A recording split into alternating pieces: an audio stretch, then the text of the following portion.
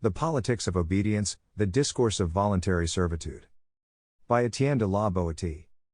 Published 1553. Narration by Skeptical Waves. Part 1. I see no good in having several lords. Let one alone be master, let one alone be king. These words Homer puts in the mouth of Ulysses, as he addresses the people. If he had said nothing further than I see no good in having several lords, it would have been well spoken. For the sake of logic he should have maintained that the rule of several could not be good, since the power of one man alone, as soon as he acquires the title of master, becomes abusive and unreasonable. Instead he declared what seems preposterous: let one alone be master, let one alone be king. We must not be critical of Ulysses, who at the moment was perhaps obliged to speak these words in order to quell a mutiny in the army, for this reason, in my opinion, choosing language to meet the emergency rather than the truth. Yet, in the light of reason, it is a great misfortune to be at the beck and call of one master, for it is impossible to be sure that he is going to be kind, since it is always in his power to be cruel whenever he pleases. As for having several masters, according to the number one has, it amounts to being that many times unfortunate. Although I do not wish at this time to discuss this much debated question, namely, whether other types of government are preferable to monarchy, still I should like to know, before casting doubt on the place that monarchy should occupy among commonwealths, whether or not it belongs to such a group, since it is hard to believe that there is anything of commonwealth in a country where everything belongs to one master. This question, however, can remain for another time and would really require a separate treatment involving by its very nature all sorts of political discussion.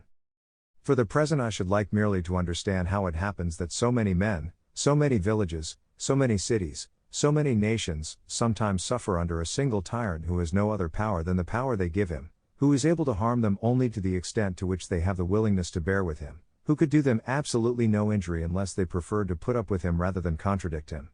Surely a striking situation. Yet it is so common that one must grieve the more and wonder the less at the spectacle of 1,000,000 men serving in wretchedness, their necks under the yoke, not constrained by a greater multitude than they, but simply, it would seem, delighted and charmed by the name of one man alone, whose power they need not fear, for he is evidently the one person whose qualities they cannot admire because of his inhumanity and brutality toward them. A weakness characteristic of humankind is that we often have to obey force, we have to make concessions, we ourselves cannot always be the stronger.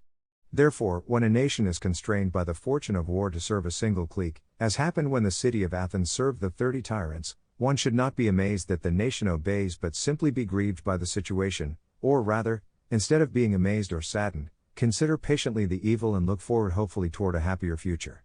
Our nature is such that the common duties of human relationship occupy a great part of the course of our life.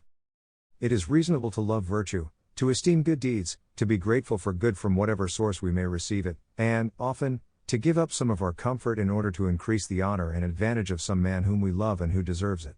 Therefore, if the inhabitants of a country have found some great personage who has shown rare foresight in protecting them in an emergency, rare boldness in defending them, rare solicitude in governing them, and if, from that point on, they contract the habit of obeying him and depending on him to such an extent that they grant him certain prerogatives, I fear that such a procedure is not prudent, inasmuch as they remove him from a position in which he was doing good and advance him to a dignity in which he may do evil.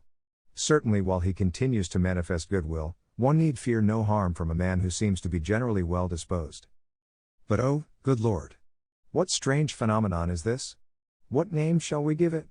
What is the nature of this misfortune? What vice is it, or, rather, what degradation? To see an endless multitude of people not merely obeying, but driven to servility? Not ruled, but tyrannized over?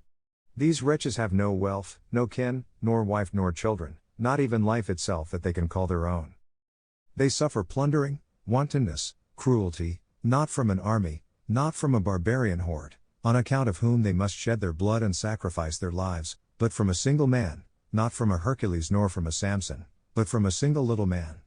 Too frequently this same little man is the most cowardly and effeminate in the nation, a stranger to the powder of battle and hesitant on the sands of the tournament, not only without energy to direct men by force, but with hardly enough virility to bed with a common woman.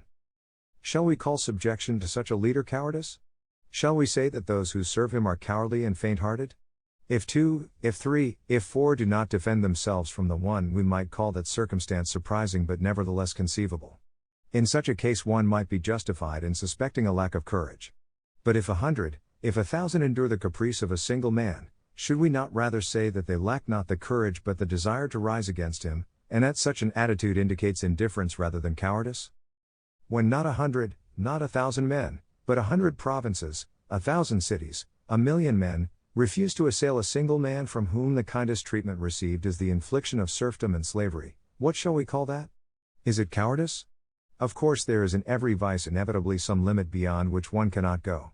2, possibly 10, may fear 1, but when 1,000, 1,000,000 men, 1,000 cities, fail to protect themselves against the domination of one man, this cannot be called cowardly, for cowardice does not sink to such a depth, any more than valor can be termed the effort of one individual to scale a fortress, to attack an army, or to conquer a kingdom. What monstrous vice, then, is this which does not even deserve to be called cowardice, a vice for which no term can be found vile enough, which nature herself disavows and our tongues refuse to name?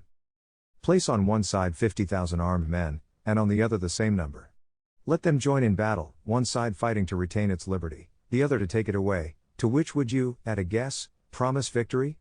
Which men do you think would march more gallantly to combat, those who anticipate as a reward for their suffering the maintenance of their freedom, or those who cannot expect any other prize for the blows exchanged than the enslavement of others?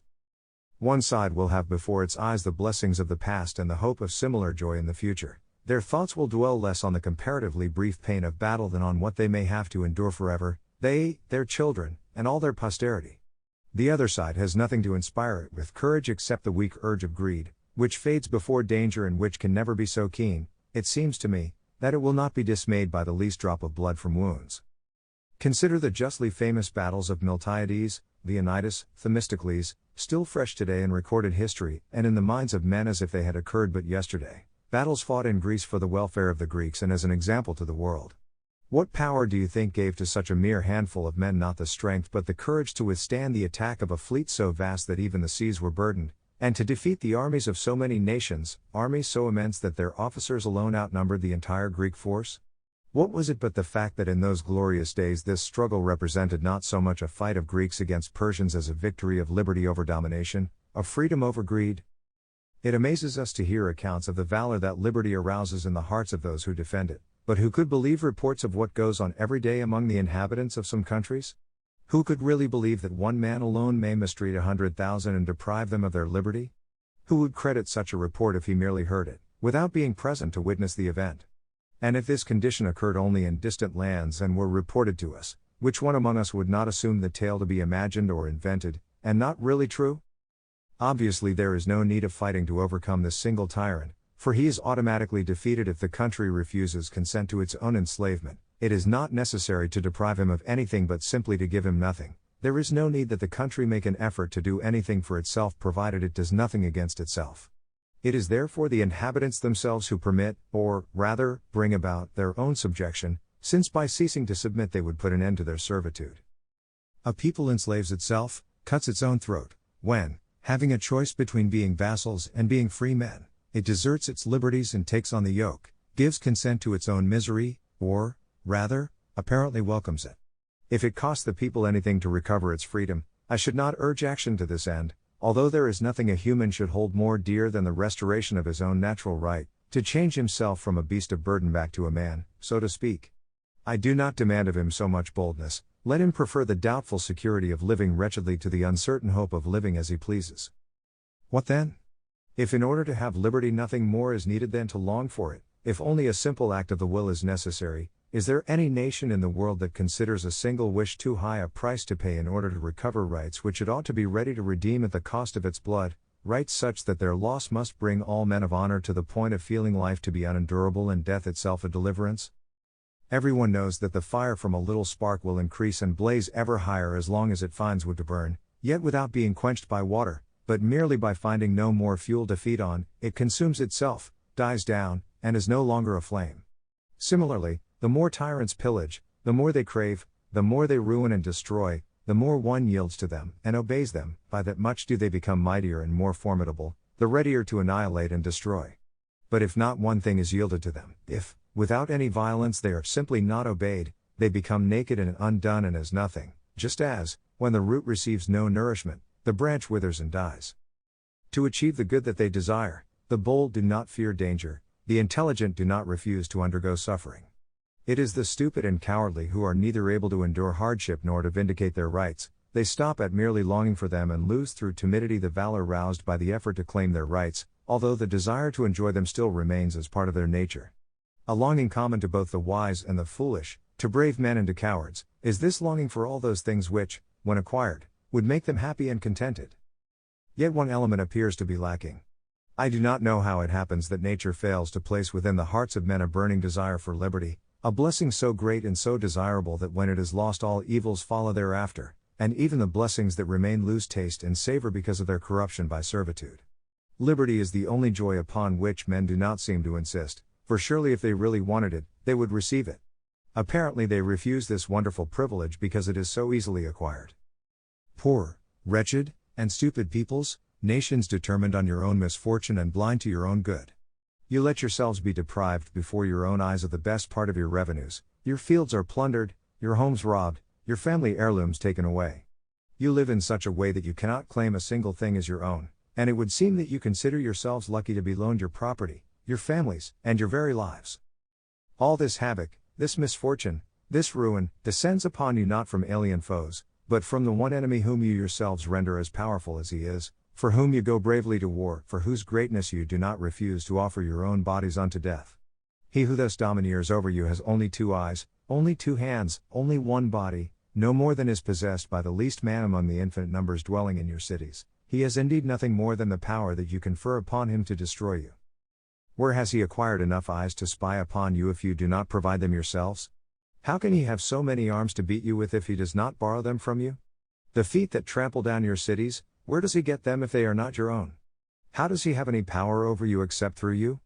How would he dare assail you if he had not cooperation from you? What could he do to you if you yourselves did not connive with the thief who plunders you, if you were not accomplices of the murderer who kills you, if you were not traitors to yourselves? You sow your crops in order that he may ravage them, you install and furnish your homes to give him goods to pillage, you rear your daughters that he may gratify his lust, you bring up your children in order that he may confer upon them the greatest privilege he knows, to be led into his battles, to be delivered to butchery, to be made the servants of his greed and the instruments of his vengeance. You yield your bodies unto hard labor in order that he may indulge in his delights and wallow in his filthy pleasures. You weaken yourselves in order to make him the stronger and the mightier to hold you in check. From all these indignities, such as the very beasts of the field would not endure, you can deliver yourselves if you try, not by taking action, but merely by willing to be free. Resolve to serve no more, and you are at once freed. I do not ask that you place hands upon the tyrant to topple him over, but simply that you support him no longer, then you will behold him, like a great colossus whose pedestal has been pulled away, fall of his own weight and break into pieces.